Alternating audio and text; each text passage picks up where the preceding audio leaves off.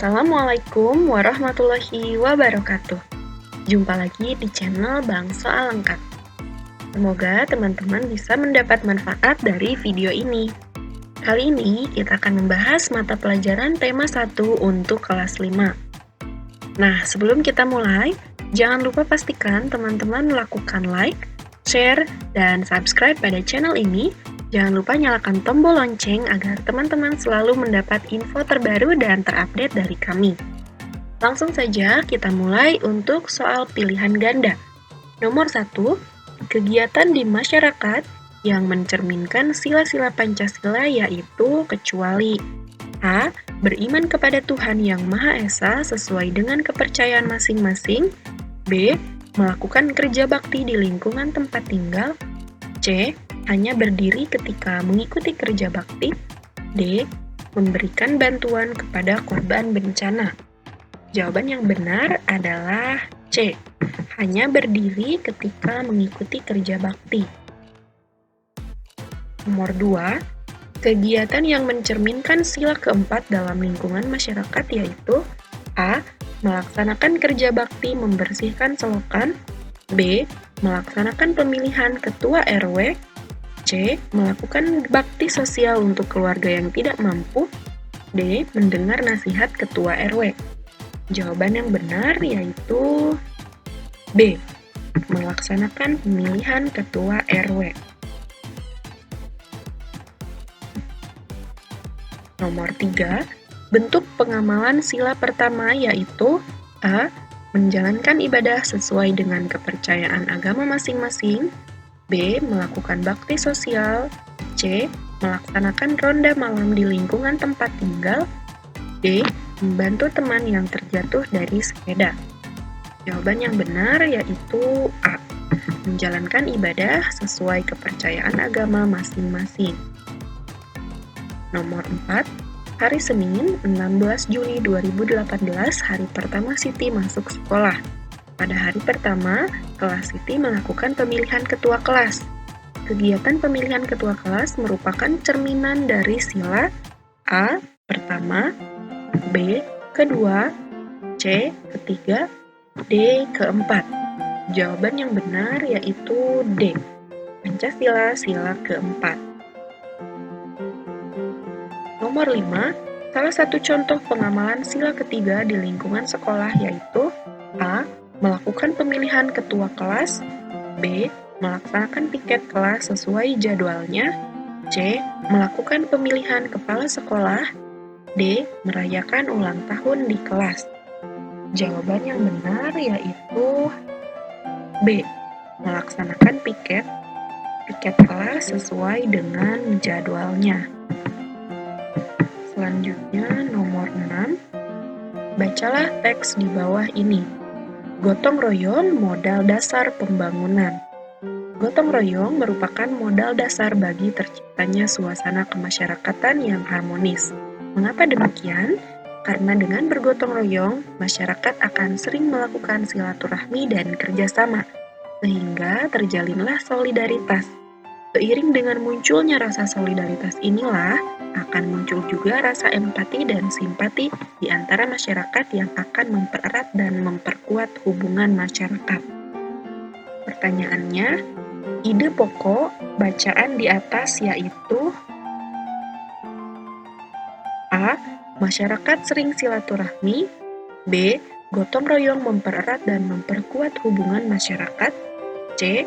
Gotong royong merupakan modal dasar bagi terciptanya suasana kemasyarakatan yang harmonis. D. Dengan gotong royong muncul rasa empati. Jawaban yang benar adalah B. Gotong royong mempererat dan memperkuat hubungan masyarakat. Nomor 7. Kalimat pengembang pada bacaan di atas adalah A. Karena dengan bergotong royong, masyarakat akan sering melakukan silaturahmi dan kerjasama, sehingga terjalinlah solidaritas. B. Gotong royong menumbuhkan solidaritas. C. Gotong royong memunculkan rasa empati. D. Gotong royong mempererat dan memperkuat hubungan masyarakat. Jawaban yang benar adalah A. Karena dengan bergotong royong, masyarakat akan sering melakukan silaturahmi dan kerjasama sehingga terjalinlah solidaritas. Nomor 8, bacalah teks di bawah ini. Manfaat kedondong. Buah kedondong memiliki berbagai manfaat. Buah ini bisa dijadikan bahan rujak yang lezat. Buah ini juga bisa dijadikan manisan. Buah yang rasanya masam ini juga bisa dijadikan obat batuk dengan cara makan daging buahnya yang sudah dicolek atau dilumuri kecap. Buah kedondong sangat mudah ditemukan. Terdapat di pasar, tukang buah, tukang rujak keliling, dan lain-lain. Buah kedondong banyak digemari hampir semua kalangan. Walaupun rasanya yang masam, buah kedondong tetap menjadi campuran yang baik paling dicari untuk bahan rujakan. Pertanyaannya, ide pokok bacaan di atas yaitu A. Buah kedondong bisa bahan rujakan atau buah kedondong ada di pasar. B. Buah kedondong memiliki berbagai manfaat atau buah kedondong sangat mudah ditemukan. C. Buah kedondong untuk obat batuk atau buah kedondong rasanya masam. D. Buah kedondong memiliki biji yang kasar atau buah kedondong dilumuri kecap. Jawaban yang benar yaitu B. Buah kedondong memiliki berbagai manfaat atau buah kedondong sangat mudah ditemukan.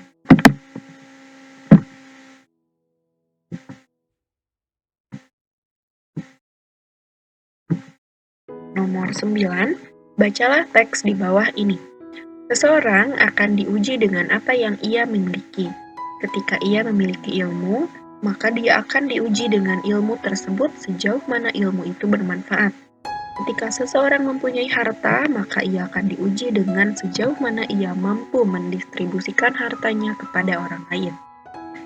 Pertanyaannya, ide pokok bacaan di atas yaitu A. Ujian untuk seseorang, B. Penguji ujian, C. Manfaat ilmu, D. Ujian harta.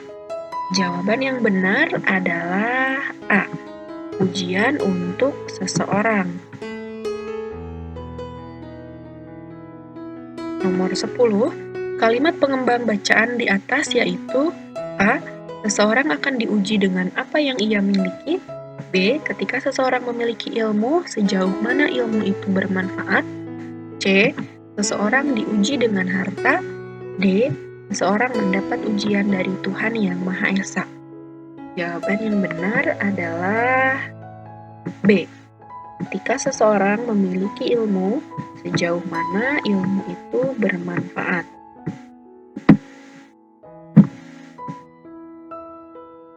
Nomor 11, masyarakat yang tinggal di daerah pesisir pantai sebagian besar memiliki mata pencaharian sebagai titik-titik. A. Nelayan, B. Dokter, C. Petani, D. Guru. Jawaban yang benar adalah A, yaitu bermata pencaharian sebagai nelayan. Nomor 12, perhatikan gambar di bawah ini. Gambar di atas merupakan kenampakan alam dataran rendah. Masyarakat yang bertempat tinggal di daerah dataran rendah bermata pencaharian sebagai kecuali A. Nelayan, B. Pekerja pabrik, D. Bertani sayuran, C. Bertani sayuran, D. Pengrajin. Jawaban yang benar yaitu C. Bertani sayuran. Karena biasanya bertani sayuran itu berada di kawasan dataran tinggi seperti pegunungan. Selanjutnya nomor 13, keadaan iklim di Indonesia secara umum yaitu kecuali A. Iklim musim, B. Iklim panas, C. Iklim laut, D. Iklim dingin. Jawaban yang benar yaitu D, yaitu iklim dingin. Nomor 14, bentuk pemanfaatan sumber daya alam laut bagi ekonomi masyarakat Indonesia yaitu kecuali A. Garam untuk dapat digunakan untuk keperluan seperti bahan makanan, bahan masakan. B. Rumput laut yang dibudidayakan di wilayah lautan dangkal bisa digunakan untuk bahan pembuatan agar-agar. C. Ikan tangkapan nelayan bisa untuk olahan berbagai makanan, misalnya ikan kaleng. D. Laut digunakan untuk pembuangan limbah pabrik. Jawaban yang benar adalah D. Laut digunakan untuk pembuangan limbah pabrik. Nomor 15. Pekerjaan masyarakat yang tinggal di daerah pegunungan yaitu A. Nelayan, B. Pekerja pabrik, C. Petani sayur, D. Pengrajin. Jawaban yang benar yaitu C. Petani sayur. Nomor 16. Yang termasuk macam-macam otot manusia yaitu kecuali A. Otot polos, B. Otot kuat, C. Otot lurik, D. Otot jantung. Jawaban yang benar adalah B, yaitu otot kuat. Nomor 17. Penyebab kelainan pada otot yaitu kecuali A. Aktivitas yang terus-menerus secara berlebihan, B. Adanya penyakit polimielitis yang dapat merusakkan sel saraf pada otot, C. Adanya infeksi bakteri amuba, D. Adanya infeksi bakteri Clostridium tetani. Jawaban yang benar adalah C. Adanya infeksi bakteri amuba.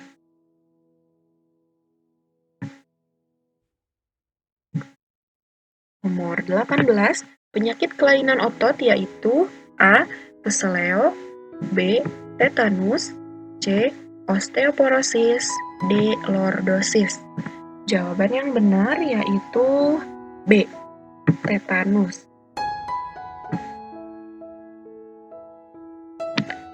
Nomor 19. Cara pencegahan terjadinya kelainan pada organ gerak yaitu kecuali A.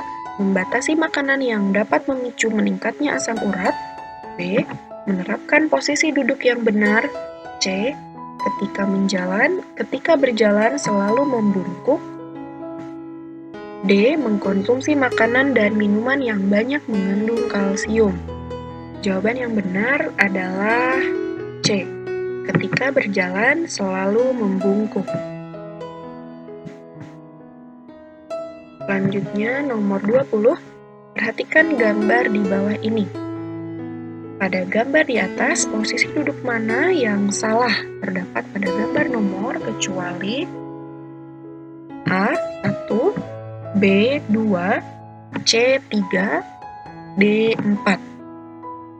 Jawaban yang benar yaitu C, yaitu yang ketiga, duduknya sudah tegap dan benar.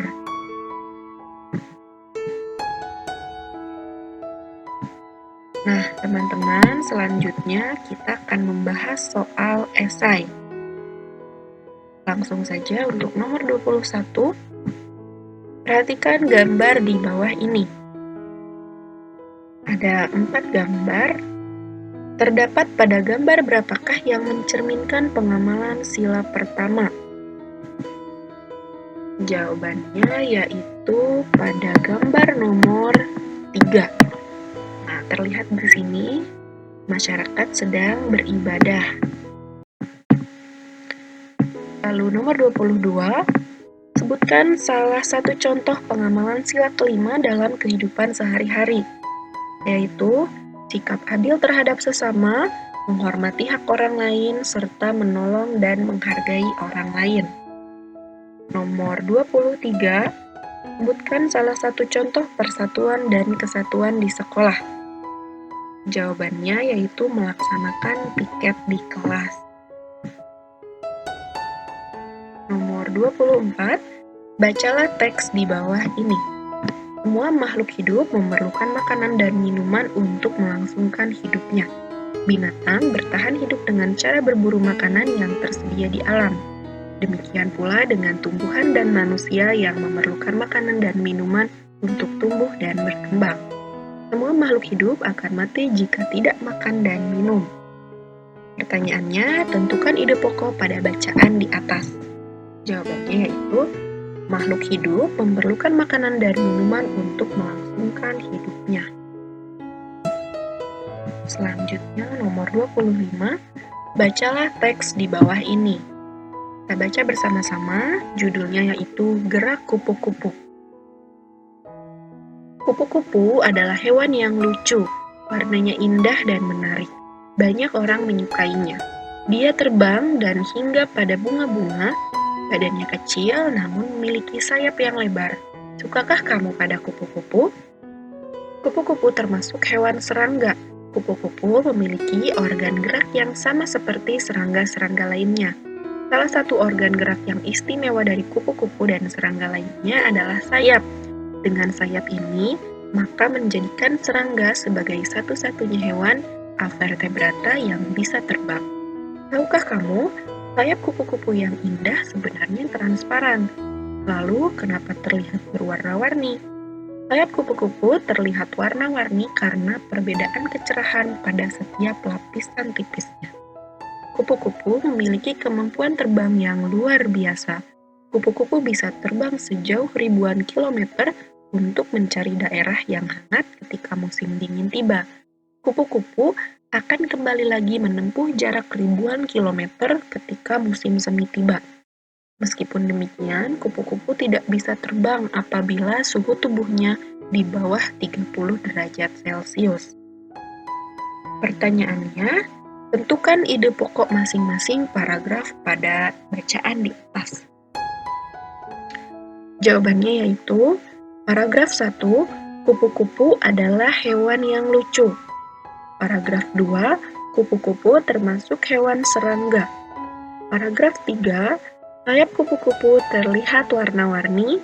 Dan paragraf 4, kupu-kupu bisa terbang sejauh ribuan kilometer. Nomor 26, sebutkan pengaruh kondisi geografis Indonesia terhadap kehidupan ekonomi masyarakat. Jawabannya, iklim laut dan jawabannya yaitu, penduduk yang tinggal di dataran tinggi dan pegunungan akan bermata pencaharian sebagai petani, peternak, dan pedagang hasil pertanian. Nomor 27, sebutkan keadaan iklim di Indonesia secara umum. Jawabannya iklim laut dan iklim panas. Nomor 28, sebutkan jenis pekerjaan masyarakat sesuai wilayah tempat tinggal. Di dataran rendah, biasanya masyarakat bermata pencaharian sebagai nelayan atau petani sawah. Dan dataran tinggi yaitu petani sayuran dan perkebunan. Nomor 29, jelaskan penyakit pada otot manusia, yaitu hipertrofi, kelainan otot yang membesar dan menjadi lebih kuat karena sel otot diberikan kegiatan atau aktivitas yang terus-menerus secara berlebihan. Lalu stiff atau kaku leher, yaitu kelainan otot karena adanya peradangan otot trapesius leher akibat gerakan yang menghentak secara tiba-tiba atau salah gerak. Nomor 30, sebutkan dan jelaskan macam-macam otot manusia.